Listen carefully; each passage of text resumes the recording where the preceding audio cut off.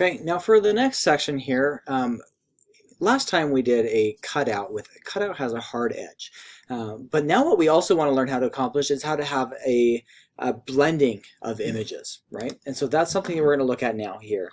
I've got this image here that I want to, this is my project, and I want to drop this other image, this one right here, in on that and have them blend together. Now there are a couple of ways that I can actually go about doing this. One is I can come over here and I can grab either the rectangle or the elliptical. I'm going to grab the elliptical and I'm going to increase my feather, and I'm going to put a little bit of a feather on this thing. I'm going to put like 500 pixels. Now that depends on how much, how big your image is, and this is a pretty large image. So what it's done is it's given me the circle. I'm going to hit V for the selection tool. You can also come up there and grab it.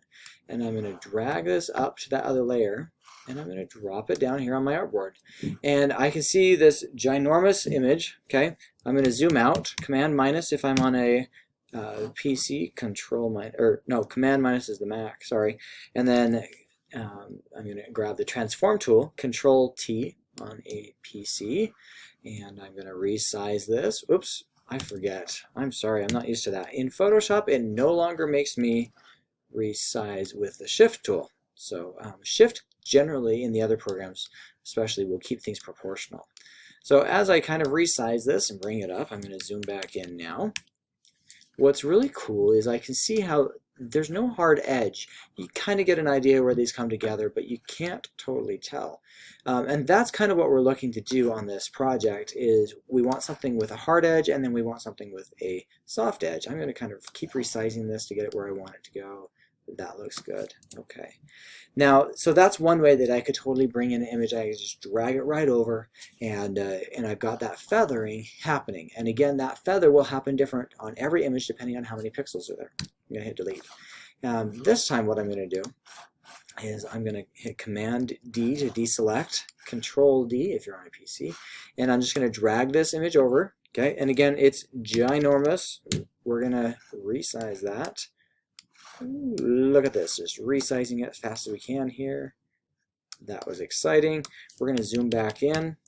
So in the other method, we just did a selection with a feather, and that only brought that much over. Alternatively, I could just go ahead and I hit Enter to commit that layer, and now I just come in here with a layer mask.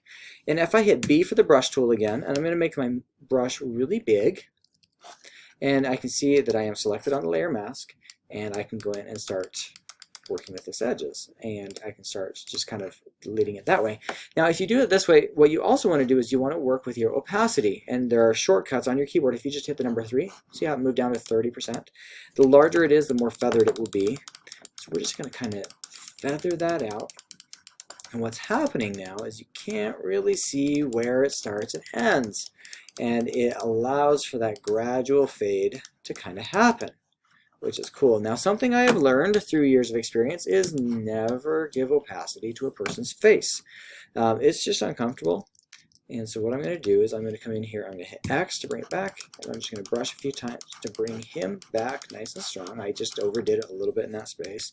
And I might say, you know, I want it to come back just a little bit more down in there. And bingo. So now I've got this really cool blend happening where those two are coming together. And from there I can really start playing with this and have some fun. And I'm going to go to File, and I'm going to hit Place. I can choose Embedded or Linked. Linked is kind of like InDesign, where it doesn't place the file in and your PSD file grows. So it just references where the original image was. You can totally do that. I had saved my PSD of the cutout right over here. I'm going to grab that. And I'm going to place that right here. And I can see now how this is kind of starting to come together in a cool way. And then I can start adding text and images and signatures and things like that. If I want to add a signature, which is required, I'm going to go to File, Place. I'm going to use Linked again. And I'm going to grab the signature. Where is it? I know it's in here. Why can I not even see? Nope. Wow. Sorry. I'm losing my mind. I'll use the AI file. Hit OK. Wow, it's one of those days. And I can place that on there. Now, if I don't like how that looks, there are some cool tools that I can use. I can resize it, of course, and stuff, but contrast is really hard. I can't really see it very well.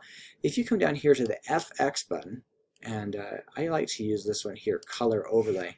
Because there's nothing else in that image, it's just that text shape, this totally works. And I can put it to any color I want. Oh, it's working with different spaces. So white is totally fine for me. And then I'm just going to reduce the opacity, and it kind of starts blending really in a cool way. So that's really cool. And then what if I wanted to go in from there? We need to add a quote into this, right? So I'm going to grab a shape, and we're just going to drag this out. Now I don't like that stroke, so let's just click there. We're going to click on the line, and that goes away. And then I'm going to choose one of these deep, whoops, wrong one. Go away, stroke.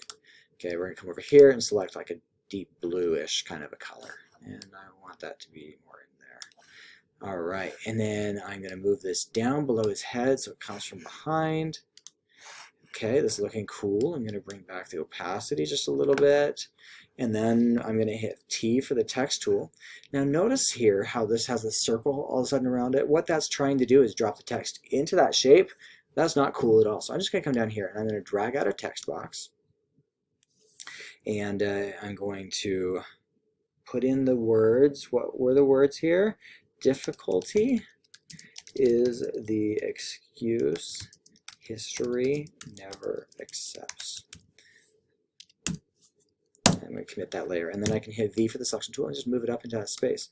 Now that's boring text, right? I do have a font that's kind of cool, but you know, I'm just going to play with this a little bit more, and maybe difficulty is larger, or you know, you can highlight it and then just change some of this and make it flow a little bit better.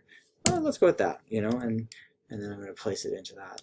So I've got all of the pieces here that are supposed to be coming together, right? We've got a hard edge cutout. I've got the text. I've got this blended image where I can't see where they start and stop individually.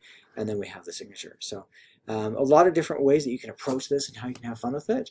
But as long as you have each of those elements, you're going to do great. And again, the point here is to learn how to do all these different things, because in our project this week, we're going to do a little blending, a lot of blending and a lot of cutting out and having fun with it that way.